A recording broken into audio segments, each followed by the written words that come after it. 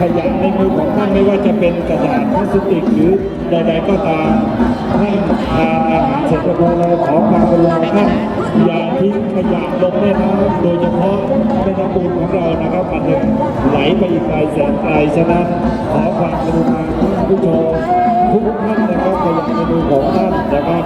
อย่าทิ้งลงแม่น้ำมูลให้ท่านทิ้งลงในภาชนะรองรับนะครับขอบคุณครับขอบคุณครับครับผู้นี้กรรมการทายในเที่ยวที่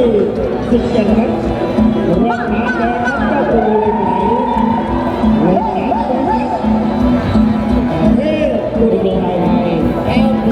ขออนุญาตที่ตุ่มที่ท่านรองผู้การขอบคุณเด็กนักเรียนที่น่ารักจากโรงเรียนสตึกมัธยมนะครับชุดจิตอาสากำลังเก็บขยะทั่วทั้งสองฝั่งเลย